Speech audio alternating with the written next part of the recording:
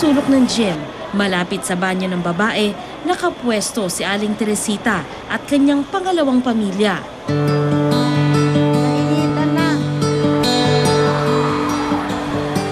Nawalan din ng bahay at mga kagamitan sa sunog si Aling Teresita. Ayaw na ilaw. Yan.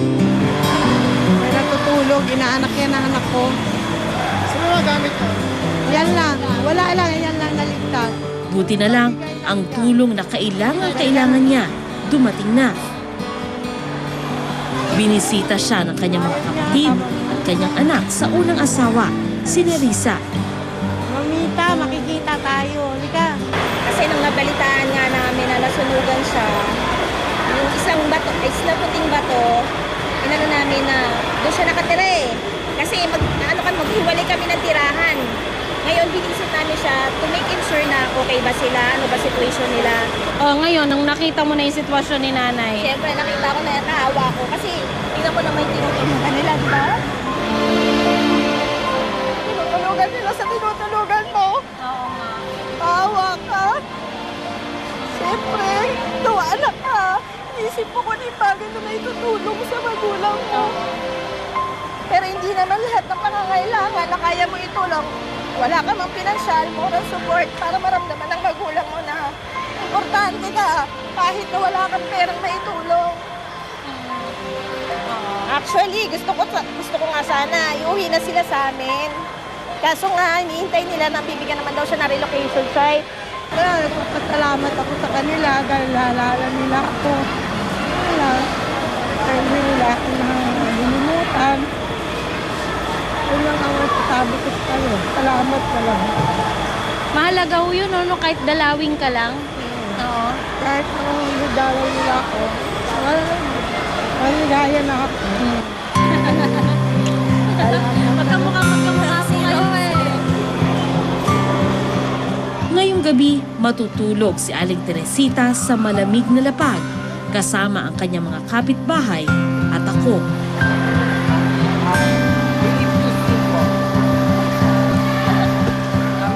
Sa una, nakakailang dahil napapanood ng lahat ang bawat kilos ko na dapat sanay ginagawa sa loob ng bahay. Nay, kayo, dyan kayo. Pero sa pagdaan ng oras, napanatag din ang loob ko. Pakiramdam ko kasi, binuksan ng mga taong ito ang buhay nila sa akin. Walang haligi, walang pader, walang pagpapanggap.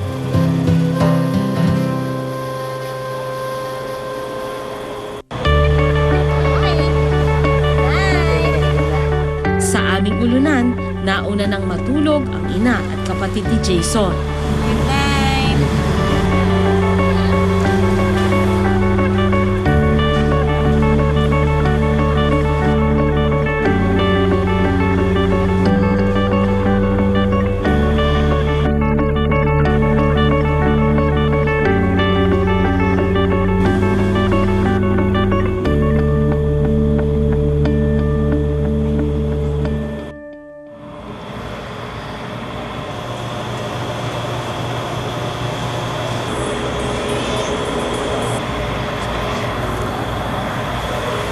Morning!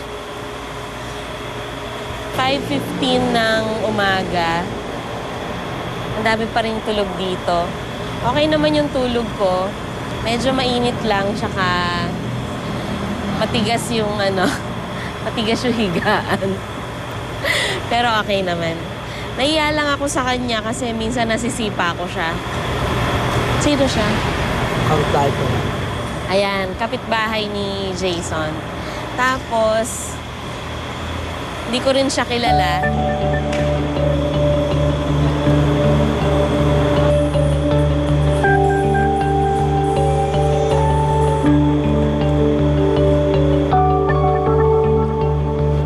Bago tayo mag-almusal, habang wala pa yung almusal natin, Alas 6:00 nagsalita ang kinatawan ng local government sa mikropono. Andiyan po natin mga volunteer para maglinis. Pero tulungan naman po ninyo sila. Sige po, yung mga natutulog po dyan sa badyang gitna. Sa ganitong paraan, nagsimula ang araw ng mga evacuee.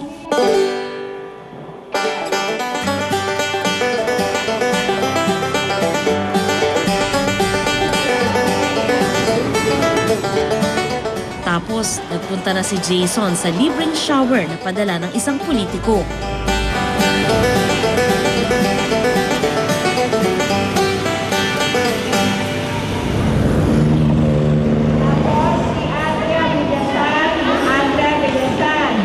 Sa loob ng gym, nagsimula naman ang pagproseso sa papeles ng mga residenteng mabibigyan ng pabahay ng gobyerno.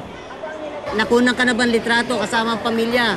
O dali mo bukas alas 8. Pinagbabawalan na kasi silang bumalik sa Isla Puting Bato dahil gagamitin na raw ng gobyerno ang lugar. Papunta kami ngayon sa Isla Puting Bato sa bahay ni na Jason.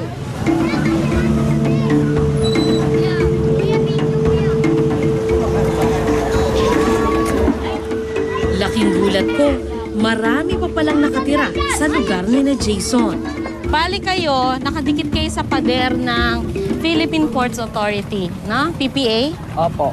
Ayan na yung pader eh, oh. May mga bagong dating na kahoy, pantayo ng bahay. Pangatlo nga pa.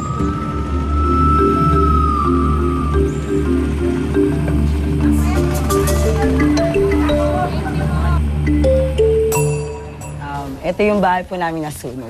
Ah, ito. May kortina na. May tao ba ngayon?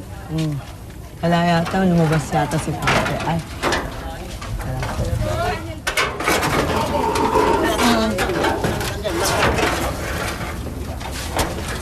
Ay, tay! Ito pala si tatay, oh. Ito. Ay, Pwede pong tumuloy. ito po. Ito na lang ang natira sa bahay ni na Jason. Mga gamit po namin. Pero binabantayan pa rin ito ng kanyang ama sakaling itong dalawa. kailangan nilang bumalik dito.